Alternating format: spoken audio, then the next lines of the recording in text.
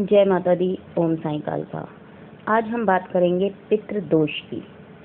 पितृदोष क्या होता है? पितृदोष और किस प्रकार से पितृ हमारे लिए सबसे ज़्यादा महत्वपूर्ण होते हैं।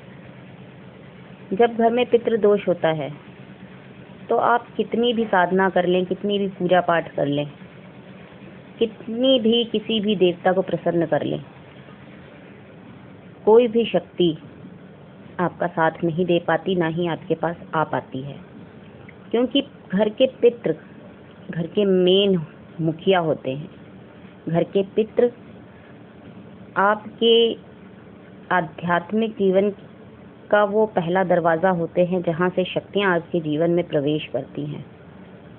पितृ घर के वो चौकीदार होते हैं जो आपके घर के मेन दरवाजे पर बैठे होते हैं और उनकी आज्ञा के बिना ना ही कोई शक्ति आपके घर में प्रवेश कर सकती है। और यदि पितृ दोष हो, पितृ रुष्ट हो, तो कोई भी भूत प्रेत, कोई भी नेगेटिविटी आपके घर में आसानी से प्रवेश कर जाती है। पितृ दोष से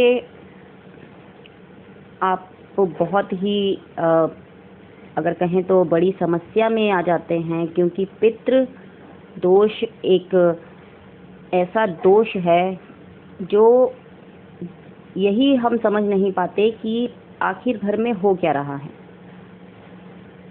आप इधर उधर भटकने लगते हैं, चौकियों पर जाने लगते हैं, भक्तों के पास जाने लगते हैं, आप घर में बीमारियों से परेशान होकर डॉक्टरों के पास जाने लगते हैं। लेकिन जब आप चौकियों पे जाने लगते हैं, भक्तों के पास जाने लगते हैं, तो कई भगत ऐसे भी होते हैं जो उन्हें भूत प्रेत बाधा बता देते हैं और फिर घर में और ज़्यादा दिक्कत परेशानी हो जाती है। कई चौकियों पर आपको ये भी बता दिया जाता है कि पितृदोष है आपके घर में, और अगर पितृ ना माने, वो आपसे बहुत ज़्यादा रुष्ट है, वो ना माने और अगर भगत उनसे ज़ोर ज़बरदस्ती करता है तो वो 1-2 घंटे के लिए, 2-4 दिन के लिए शांत हो जाते हैं। लेकिन फिर जब दोबारा आते हैं तो वो और ज़्यादा प्रबल होकर आते हैं और आपके घर में और ज़्यादा समस्या शुरू हो जाती है। तो चलिए बात कर लेते हैं पितृदोष के वे कौन से लक्षण हैं जिनसे हम पहचान सकते हैं कि हमारे घर में पितृदोष हैं। तो आज मैं आपको बताऊंगी पितृदोष के ऐसे 8 लक्षण जिससे कि आप पहचान सकते हैं कि आपके ऊपर, आपके घर में पितृदोष चल रहा है। पहला लक्षण, यदि आपके घर में पितृदोष है तो आपके घर में लड़ाई झगड़े होंगे, आपस में मन मुटाव पैदा हो जाएगा।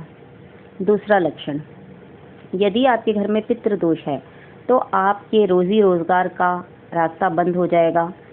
आप कितनी भी कोशिश करें, आपको कहीं नौकरी नहीं मिलेगी। यदि नौकरी मिल भी जाती है, पैसा घर में आने भी लगता है, तो पैसे में बरकत नहीं होगी। तीसरा लक्षण, घर के जो सदस्य होते हैं आपस में ही एक दूसरे को देखकर चिढ़ने लगेंगे, और जब घर के सदस्य बाहर होंगे तो आपको अच्छा लगेगा, और जब आप घर के सदस्य घर में आ जाएंगे तो आपको चिड़चिड़ापन होने लगेगा और लड़ाई झगड़ा करने का मन करेगा। ज़रा ज़रा सी बात पर आप एकदम से चिड़चिड़े हो जाएंगे और बहस करने लगेंगे।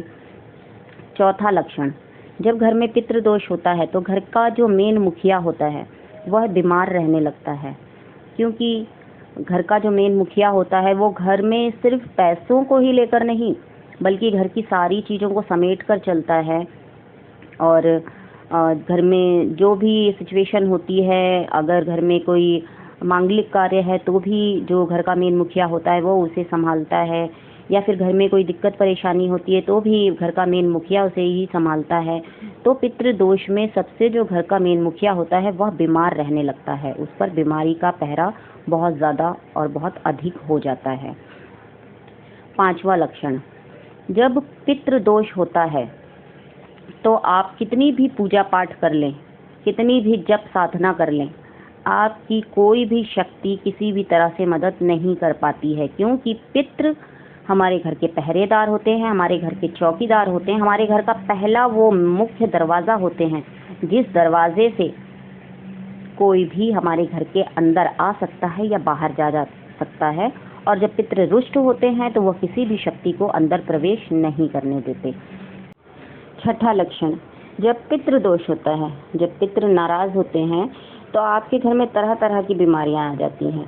एक बीमार होकर ठीक होता है, दूसरा बीमार पड़ जाता है। बीमारियां लंबे समय तक घर में रहने लगती हैं। आप डॉक्टरों के पास इलाज करवा कर थक जाते हैं, मगर कोई भी फ़ायदा नहीं होता।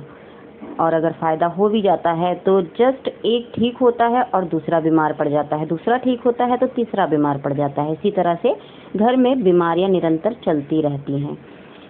7वां लक्षण, जब घर में पितृ दोष होता है तो घर में कोई भी शुभ कार्य नहीं होता, और यदि शुभ कार्य हो भी जाए तो उस कार्य में बहुत सारी विघ्न बाधा आती है, जैसे कि घर में किसी का बीमार पड़ जाना, एक्सीडेंट हो जाना, पैसों की तंगी हो जाना, लड़ाई झगड़े हो जाना। इस तरह की अड़चनें शुभ कार्यों में आने लगती हैं।